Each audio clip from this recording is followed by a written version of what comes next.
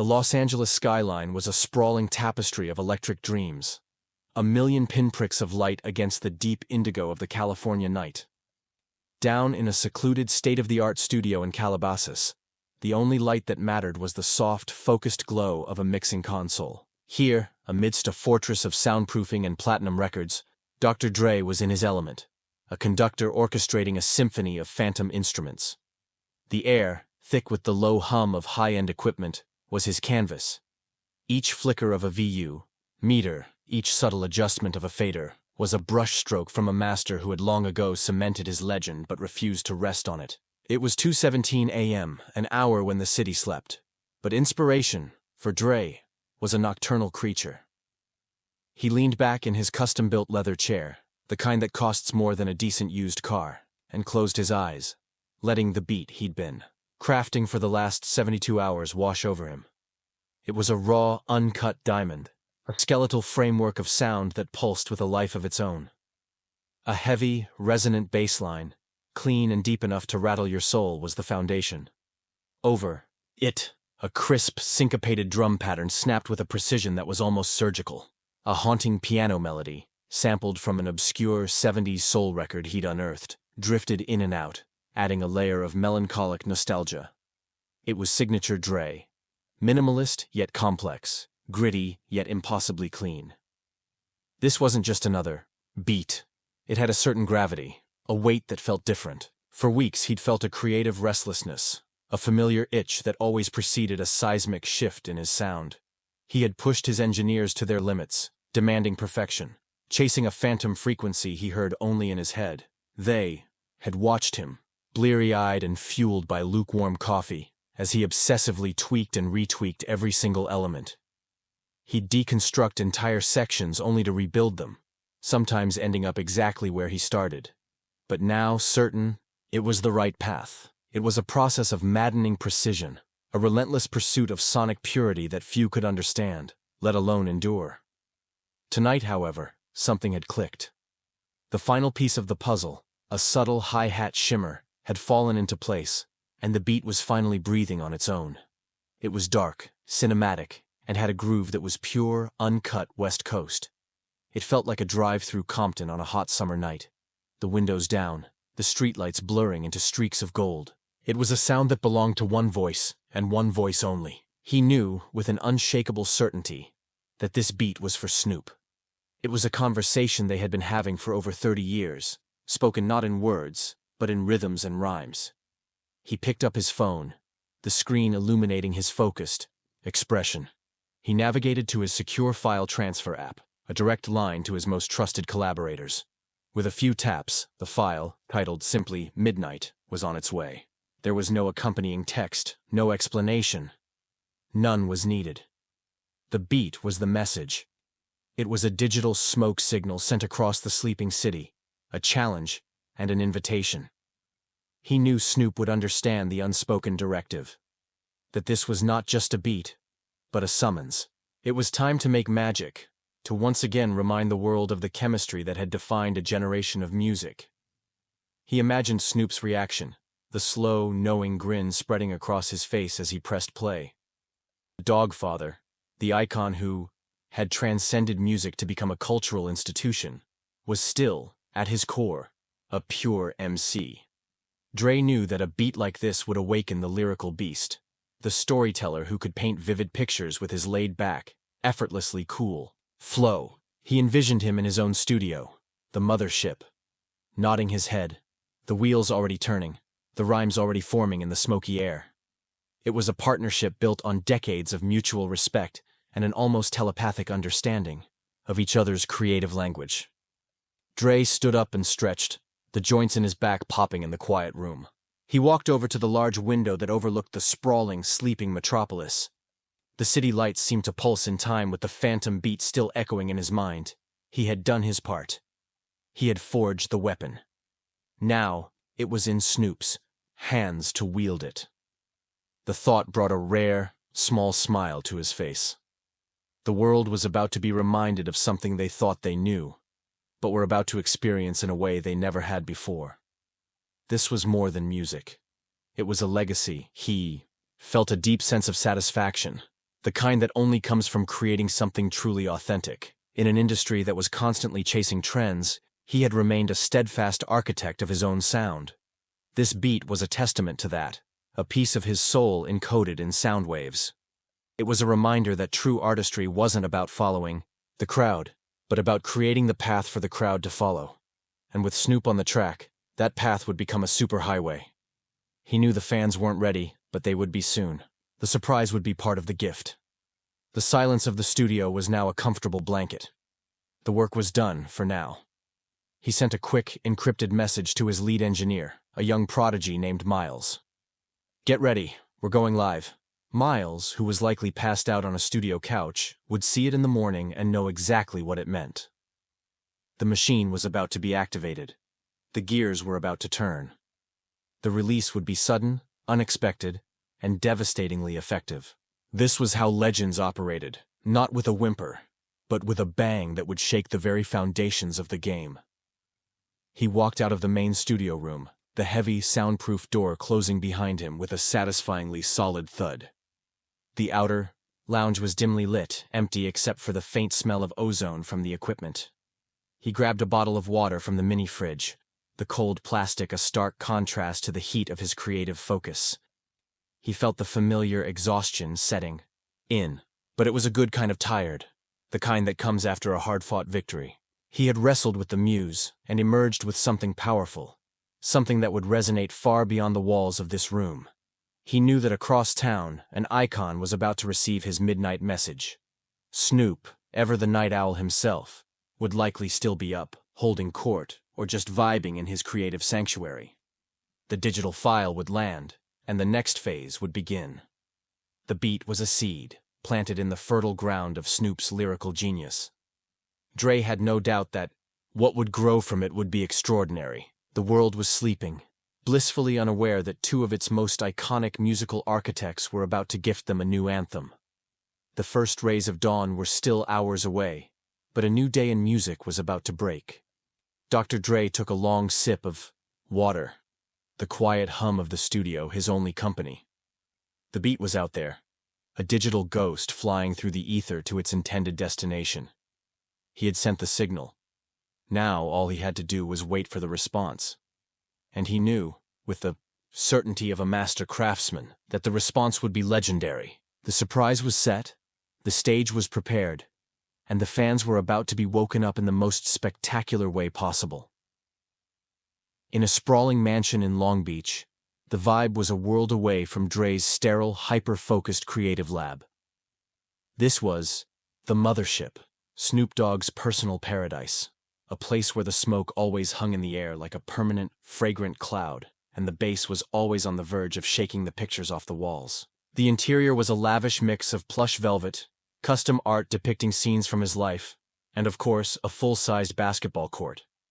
It was a monument to his success, but also a comfortable, lived-in space where creativity flowed as freely as the gin and juice. Snoop was lounging on a massive, custom-made green velvet couch, a controller in his hand as he dominated a game of Madden on a screen the size of a small car.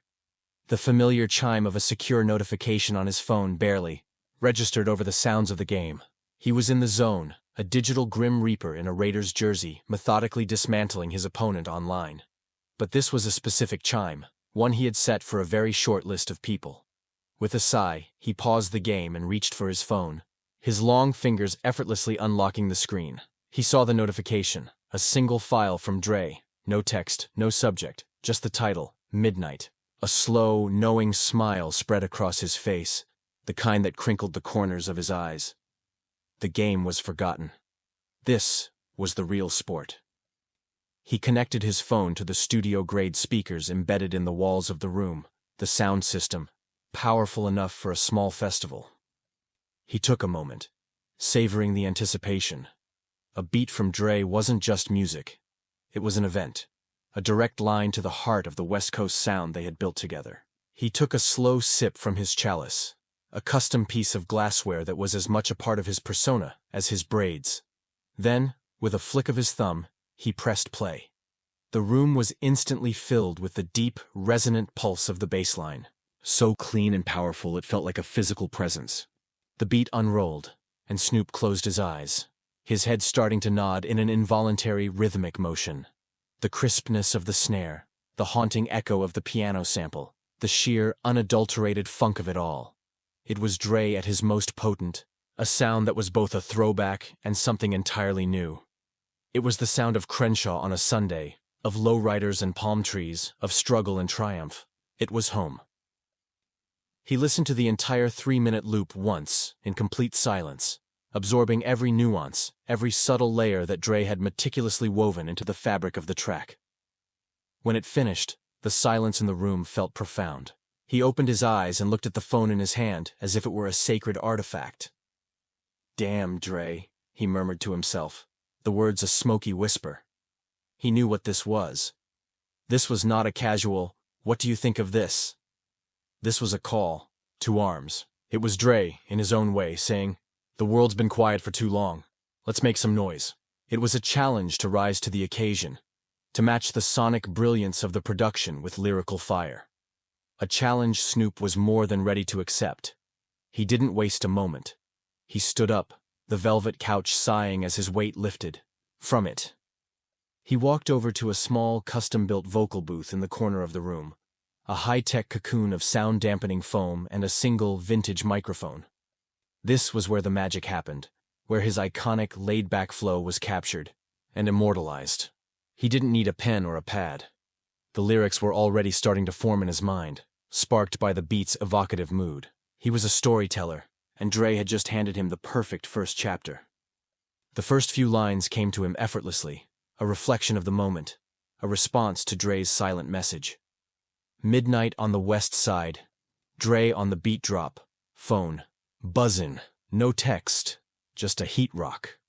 It was a meta-narrative, a chronicle of its own creation. He imagined the fans hearing this, getting a glimpse behind the curtain at their unique creative process. He knew they would eat it up. He loved bringing his audience into his world, making them feel like they were right there in the room with him. It was a key part of his enduring appeal. He spent the next hour in a creative trance, the midnight beat looping endlessly. He layered his vocals, experimenting with different cadences, different inflections. He was a master of his craft, his voice an instrument that could be smooth as silk one moment and sharp as a razor the next. He was painting pictures with his words, stories of his journey, of their shared history, of the enduring power of their partnership. He spoke of their legacy, of the empire they had built, and of the respect they still commanded. It was a testament, a victory lap, and a warning to anyone who thought they had gone soft. By 4 a.m. he had a full verse and a hook laid down. It was raw, unmixed, but the essence was there. The chemistry was undeniable. His flow melted into the beat as if it had been born there. It was the sound of two masters, perfectly in sync, their individual talents combining to create something greater than the sum of its parts. He listened back to the rough recording, a deep sense of satisfaction warming his chest. This was it. This was the one. He knew it in his bones. This was the track that would shake up the summer. He sent the file back to Dre, adding his own simple, 2-word reply: "Say less." It was the ultimate sign of respect and understanding between them. It meant, "I get it, I'm on it, and it's done." It was the culmination of a 30-year conversation, a shorthand that spoke volumes. The ball was back in Dre's court. Now it was up to the doctor to perform his sonic surgery, to mix and master the track to his exacting standards. Snoop had no doubt that what he would get back would be nothing short of a masterpiece. He finally powered down the equipment in his home studio, the silence returning to the mansion. He walked out onto his balcony, the cool night air a refreshing change from the smoky warmth of his studio. The eastern sky was just beginning to lighten, the first hint of dawn painting the horizon in shades of gray and lavender. He looked out over the sleeping city, a king surveying his kingdom. They had done it again. They had created another classic, another chapter in their epic story. The fans had no idea what was coming. He felt a surge of excitement, the same thrill he had felt when they were just two young, hungry artists in Compton, dreaming of taking over the world. Some things, he reflected, never change. The hunger was still there. The passion for the music was still burning bright. And the partnership with Dre was as strong as ever. He took one last look at the city before heading inside to get some much-needed rest. The world would wake up in a few hours, to a normal Friday. But it wouldn't be normal for long. A storm was coming, a sonic tidal wave that would be unleashed with the click of a button. And he and Dre were holding the detonator. Back in Calabasas, the sun was just beginning to cast its golden rays over the Santa Monica Mountains when Dr. Dre's phone chimed with the reply. He was already awake, having slept for only a couple of hours on a couch in the studio's lounge. He saw the notification from Snoop, the audio file and the two-word message, "Say less." A rare, genuine smile touched his lips. It was exactly the human response he had expected. He knew Snoop's work ethic, the immediate inspired burst of creativity that a killer beat would ignite. He wasted no time, immediately airdropping the file to the main console in his studio. He pressed play, and Snoop's voice filled the room, as smooth and charismatic as ever. Dre closed his eyes, nodding along, his face a mask of intense concentration. He wasn't just listening to the lyrics. He was dissecting the performance, analyzing the vocal timbre, the cadence, the pocket of the flow. Snoop had ridden the beat perfectly, his laid-back delivery a masterful counterpoint to the track's hard-hitting, cinematic feel. The lyrics were clever, a self-referential nod to their process that would give the fans a coveted peek behind the curtain. Midnight on the West Side, Dre on the beat drop. It was perfect. Now, the real work began. For Dre, a track wasn't finished when the vocals were recorded. That's when it truly started. The mixing and mastering process was his sanctum sanctorum, a meticulous, almost obsessive ritual where he polished every sound to a mirror-like sheen. He called in his A-team, the small trusted circle of engineers who understood his vision and could keep a secret. Miles, his lead engineer, was the first to arrive, his eyes still heavy with sleep but his mind sharp. He knew that a pre-dawn summons from Dre meant one thing. History was in the making. They worked in a hushed, focused silence, the only communication being technical shorthand and quiet murmurs of approval. Dre was the general, directing his troops with precision. Bring the hi-hats up just a touch in the chorus. Add a bit more compression to Snoop's ad-libs, make them pop. Let's try a subtle delay on the last word of each bar. Each command was a meticulous tweak, an infinitesimal adjustment that, to the untrained ear, might seem insignificant. But to Dre, it was the difference between a good track and a timeless one. He was a sonic sculptor, chipping away at the marble until the masterpiece was revealed. The atmosphere in the studio was electric, a palpable sense of excitement hanging in the air. This was a secret operation, a clandestine mission to create a moment. No one outside of this room knew what was happening.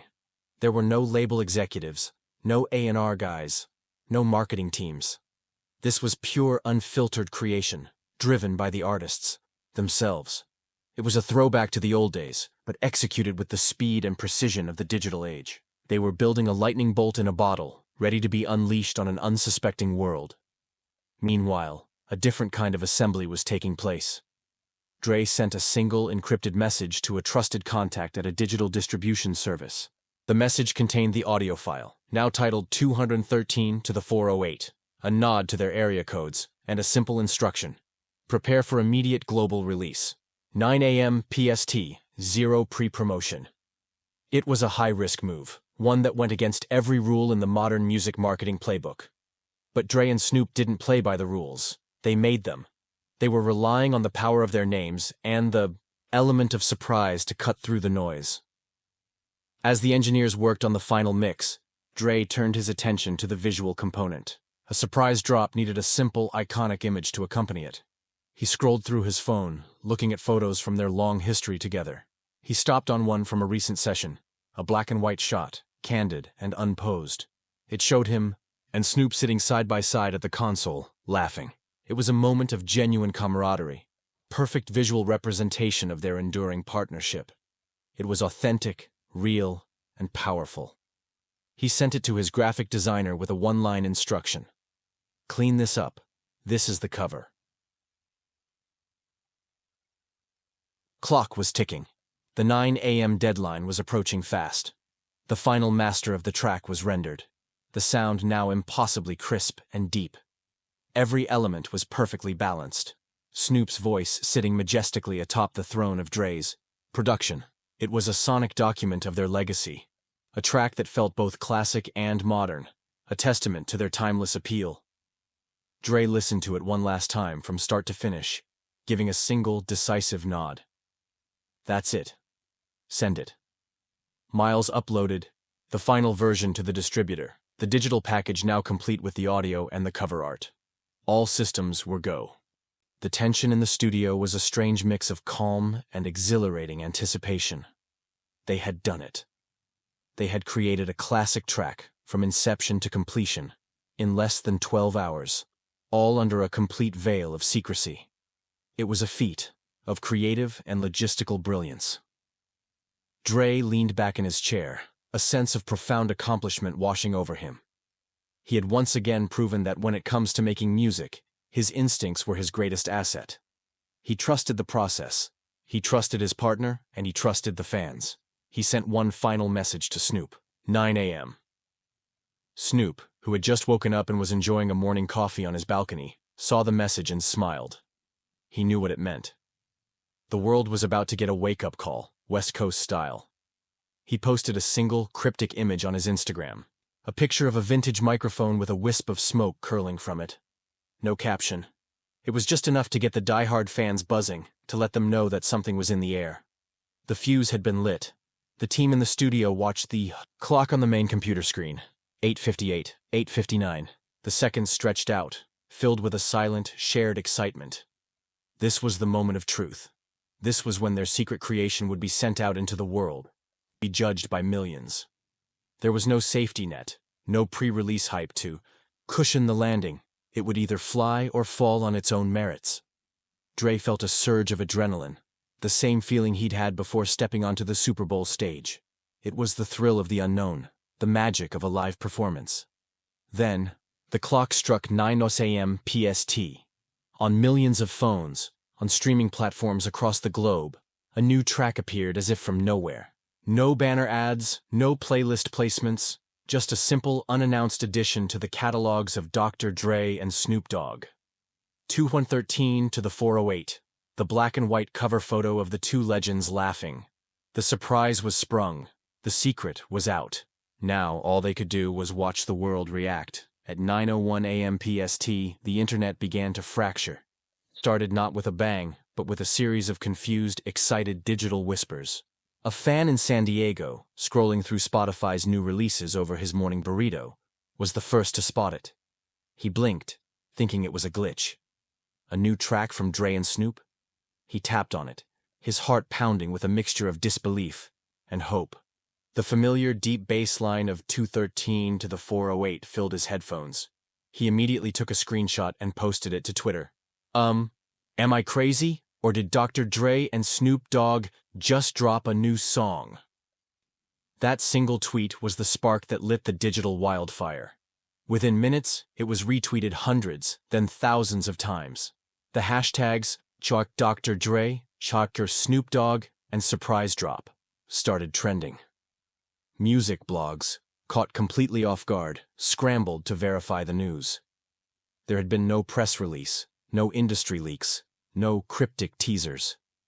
It was a ghost, a phantom track that had appeared out of thin air. The sheer shock of the release was its most powerful marketing tool. It felt like a genuine, unfiltered gift to the fans, not a calculated corporate product launch. In newsrooms and on social media dashboards across the world, editors and influencers were in a state of controlled chaos. This was the kind of organic, explosive cultural moment that couldn't be planned. The story wasn't just the song itself, it was the way it was delivered. In an age of endless hype and meticulously planned rollouts, Dre and Snoop had pulled off the ultimate flex. They had simply dropped a masterpiece, confident that its quality alone would be enough to command the world's attention. They were right. The internet was a frenzy of activity, a digital stampede to the streaming platforms. The fan reactions were a tidal wave of pure, unadulterated joy. On Instagram, under Snoop's cryptic post of the smoky microphone, the comments section exploded. "They're back! I'm not crying, you're crying! This isn't a drill! I repeat, this isn't a drill!" People posted videos of themselves listening to the track for the first time, their faces a mix of shock and elation, as Snoop's opening lines, confirmed the impossible. The song was a love letter to the fans, and they were returning that love 1,000-fold. The surprise hadn't just generated buzz, it had created an emotional connection. Back in the Calabasas studio, Dre, Snoop, and the team watched the real-time analytics on a large screen. The numbers were staggering, climbing at a rate that seemed to defy logic. The stream count was already in the millions and showing no signs of slowing down. The song was being added to playlists at an unprecedented rate. It was the #1 trending topic on every major social media platform.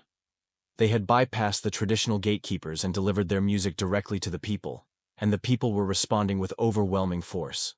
It was a powerful demonstration of the enduring cultural weight of their names. The narrative of the song itself began to take shape online.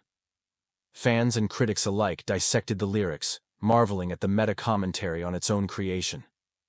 He really said, "Midnight on the West Side, Dre on the beat drop, because that's literally what happened," one user tweeted, the comment quickly going viral. The story behind the song became as much a part of its appeal as the song itself. It wasn't just a track. It was a legend, a piece of modern music folklore being written in real time. The black and white cover art was already an iconic image, a symbol of their unbreakable bond. The industry itself was in awe. Rival record executives who spent millions on marketing campaigns could only watch in a mixture of envy and admiration. Dre and Snoop had achieved in minutes what they struggled to achieve in months. They had reminded everyone that at the end of the day, it all comes down to the music. A truly great song, delivered by true legends, needs no introduction. It was a lesson in the power of authenticity, a masterclass in how to cut through the clutter of the modern media landscape. As the morning progressed, the story moved from social media to mainstream news outlets. The New York Times, Rolling Stone, and Pitchfork all had lead articles on the surprise release. Music critics, who had to hastily write their reviews, were almost universally effusive in their praise. They lauded the classic Dre production, the effortless Snoop flow, and the sheer audacity of the release strategy. A stunning reminder of their timeless chemistry, one review began. "The kings of the West Coast have returned to their thrones, and they did it without even telling us they were coming," wrote another. Snoop, watching the chaos unfold from the mothership, was laughing, a genuine hearty laugh of pure joy. He was on the phone with Dre, the two of them enjoying the fruits of their secret labor. "We still got it, nephew," Snoop said, the pride evident in his voice. "We never lost it," Dre replied, his tone one of quiet, confident satisfaction. They had taken a massive risk, a gamble on their own legacy, and it had paid off in the most spectacular way imaginable. They hadn't just released a song, they had created an event, a shared global experience that brought millions of people together. The track was more than just a hit, it was a cultural defibrillator. It had injected a shot of pure, uncut excitement into the music world. It was a reminder of a time when music felt more spontaneous, more dangerous, more real. The surprise release wasn't a gimmick, it was a statement. It was a declaration that even in an industry dominated by algorithms and marketing plans, true artistry and a genuine connection with the audience will always reign supreme. The digital wildfire they had started was now a raging inferno, and it was burning brighter with every passing moment. By noon, 213 to the 408 was the undisputed, biggest song in the world. It was being played on radio stations that had received it only an hour before. It was the soundtrack to thousands of TikToks and Instagram reels, and it was the topic of conversation in offices, coffee shops, and group chats everywhere.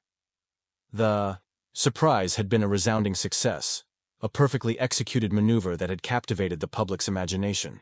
The world had woken up to a surprise, and it was a surprise they would be talking about for a very long time.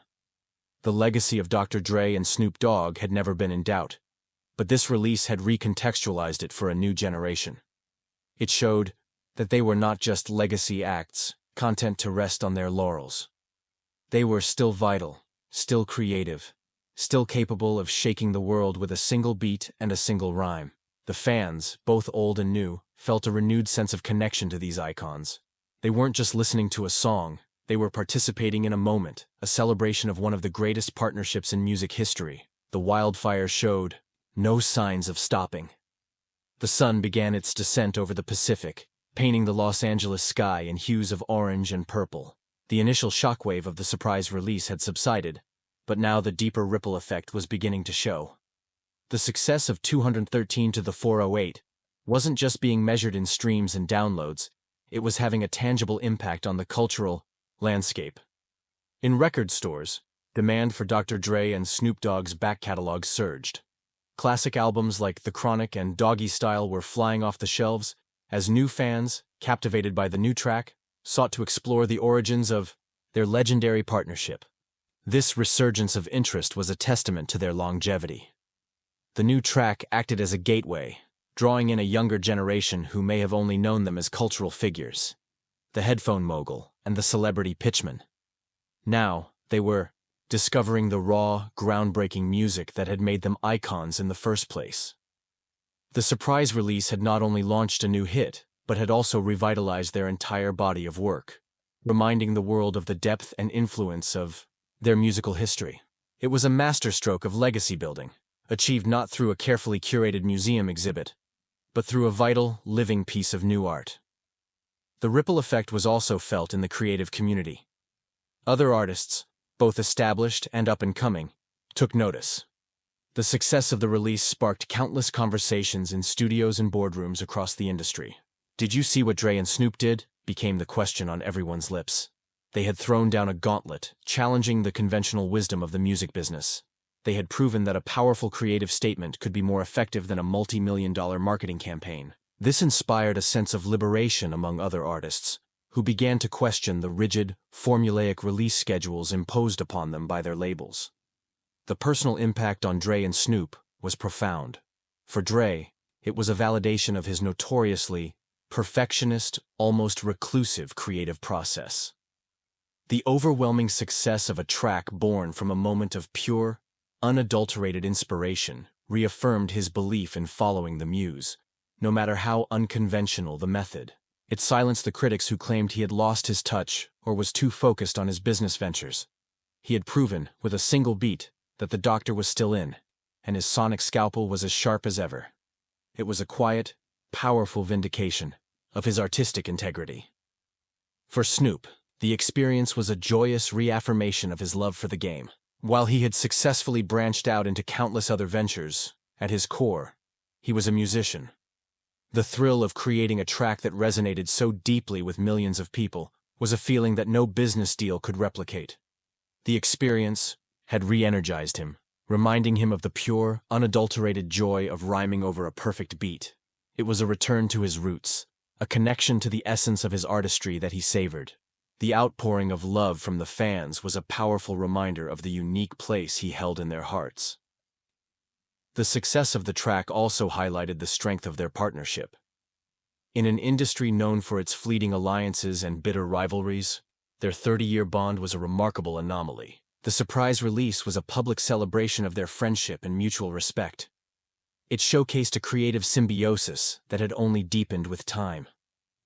The fans didn't just love the song. They loved the story behind it, the narrative of two old friends who could still come together and make magic. This reinforced their brand, not as two separate entities, but as an iconic duo, an unbreakable team. Obstacles had been present, though unseen by the public. The primary challenge had been the immense pressure of their own legacies. Creating a new track that could stand alongside classics like Nothing But a G-Thing was a daunting task. There was a risk that the new song would fail to live up to the sky-high expectations of the fans. They overcame this not by trying to replicate the past, but by being true to who they were in the present. The track was not a nostalgia trip. It was a modern masterpiece that carried the DNA of their classic sound. They honored their past by pushing their sound forward. The support of their small, trusted team was crucial in overcoming the logistical hurdles. Miles, the engineer, had worked tirelessly to meet Dre's exacting standards under an impossible deadline. The graphic designer had turned around the iconic cover art in a matter of hours. The contact at the distribution service had executed the unconventional release strategy flawlessly. This tight-knit group of professionals, operating on a need-to-know basis, had been the silent heroes of the operation. Their loyalty and expertise had been the bedrock upon which the entire surprise was built. As night fell, the song continued, its global domination. It had topped the charts in dozens of countries, a testament to its universal appeal. The beat was infectious, the flow was undeniable, and the story was irresistible. It had become more than a song. It was a cultural event, a shared moment of joy and surprise that had broken through the noise and negativity of the daily news cycle. It was a reminder of the unifying power of music, its ability to connect people across borders and generations.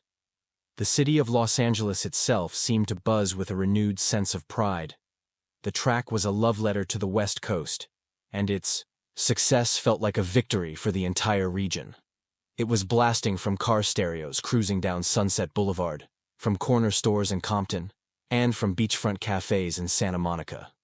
It was the new anthem of the city, a sonic banner that waved proudly in the California breeze. Dre and Snoop had once again given a voice to their home, and their home was singing along at the top of its lungs. The ripple effect of 213 to the 408 would be felt for a long time to come.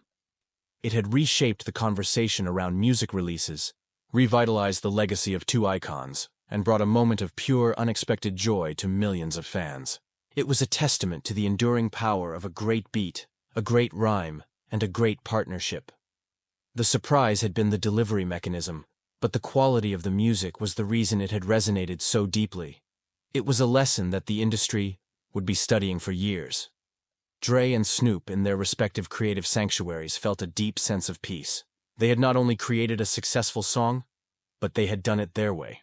They had trusted their instincts, relied on their friendship, and delivered something real and authentic to the world. The growth they experienced was not one of fame or fortune, which they already had in abundance, but a personal and artistic renewal. They had proven to themselves and to the world that the fire that had ignited their careers 3 decades ago was still burning as brightly as ever. The weekend following the surprise release was a victory lap. 213 to the 408 was not just a fleeting viral moment, it had staying power. The track's heavy rotation on radio and its dominance on streaming playlists solidified its position as the song of the summer. The organic buzz had transitioned into a sustained, massive hit. The initial shock had given way to a deep appreciation for the artistry, a collective acknowledgement that this was not just a good song, but an important one. It marked a new chapter for two of hip-hop's most revered elder statesmen. The success prompted a new wave of collaboration requests and business opportunities, but Dre and Snoop were selective. The release had reminded them of the power of their own platform, the freedom that comes with being in complete control of their creative output. They were less interested in capitalizing on the moment with a flood of new content, and more focused on preserving the integrity of what they had just accomplished. They had created a moment of magic, and they were content to let that magic breathe, to let it sink into the cultural consciousness. The personal growth for both artists was palpable. Dre, who had spent years in a self-imposed creative hibernation, felt a renewed sense of artistic purpose. He had reconnected with the pure, unadulterated joy of making music, free from the pressures and expectations of a traditional album cycle. The experience had reminded him that his greatest strength was his instinct, his unparalleled ear for sound. He began spending more time in the studio, not out of obligation, but out of a rediscovered passion for the craft. The success of the single track had unlocked a new era of creativity for him. Snoop, too, felt a profound sense of reinvigoration. The surprise release had allowed him to showcase the full range of his talents, from his lyrical prowess to his savvy understanding of modern media. He had always been a master of branding and self-reinvention, but this felt different. It was a return to the essence of what had made him a star in the first place: his unique voice and his undeniable chemistry with Dr. Dre. The experience had grounded him, reminding him that for all his success as an entrepreneur and media personality, his most powerful tool was still the microphone. The story of the Midnight Beat and the surprise release became a new piece of their shared mythology. It was a story of trust, of artistry, and of a friendship that had weathered the storms of the music industry for over 3 decades. It became a case study in music schools and marketing seminars, a textbook example of how to execute a flawless, surprise drop. But for the fans, it was something more personal. It was a gift, a moment of shared excitement, that had brought them closer to their idols. It had reinforced the idea that Dre and Snoop weren't just artists, they were a part of the soundtrack of their lives. In the weeks that followed, there were whispers of a new album, a full-length project from the duo. They neither confirmed nor denied the rumors, preferring to let the speculation build. The surprise release had taught them the value of mystery and anticipation. They were back in control of their own narrative, and they were enjoying every moment of it. Whether or not a full album would materialize, one thing was certain. The creative partnership between Dr. Dre and Snoop Dogg was as potent as ever. They had proven that they could still shake the world with a single track. The authentic human drama of their story resonated deeply with the public. It was a story of two friends who, despite their fame and fortune, still found joy and purpose in their shared craft. It was a story of overcoming the obstacle of their own monumental legacy, not by ignoring it, but by building upon it. The support of their small, dedicated team had been instrumental, a reminder that even the biggest icons rely on a circle of trusted collaborators. This very human element, the story of friendship and creative passion, was what made the release so much more than a simple business transaction. The vivid descriptions of the creative process, Dre's late-night studio sessions, Snoop's smoky, creative trance, had created a deep emotional connection with the audience. Fans felt like they had been given a rare, intimate glimpse into the world of their heroes. They had been taken on a journey, from the initial spark of an idea to the explosive global reaction. This narrative arc had made the release feel like a shared experience, a story that everyone was a part of. It was a masterclass in emotional storytelling, delivered through music and a perfectly executed release strategy. The climactic moment was not just the release of the song, but the overwhelming, positive reaction from the world. It was a moment of collective joy, a celebration of music and artistry. The success of 213 to the 408 was a testament to the fact that in a world of manufactured hype and fleeting trends, quality and authenticity will always prevail. Dr. Dre and Snoop Dogg had not only created a new hit, but they had also delivered a powerful message of hope and inspiration to a generation of artists and fans. The new dawn for Dre and Snoop was not about reinventing themselves, but about returning to the core of who they were. It was about embracing their legacy while continuing to push the boundaries of their creativity. The surprise release had been a reset, a way to clear the noise and reconnect with their artistic essence. It was a declaration that they were still here, still relevant, and still at the very top of their game. The world was listening, and they had a lot more to say. As the summer sun continued to shine on the West Coast, the sound of 213 to the 408 was everywhere. It was the sound of a new beginning, the sound of two legends reminding the world why they fell in love with them in the first place. It was the sound of a new dawn, not just for Dr. Dre and Snoop Dogg, but for a music industry that had been reminded of the timeless power of a great song and a great story. The future was unwritten, but it was clear that the next chapter would be guided by the same principles that had led to this success: authenticity, artistry, and an unbreakable creative bond. And that's a wrap. What an incredible story of two legends. What do you think the future holds for Dre and Snoop? Drop your thoughts in the comments below. If you haven't already, make sure you subscribe to the channel and hit that like button. We've got more incredible stories coming your way, and you won't want to miss them. Thanks for watching, and we'll see you in the next one.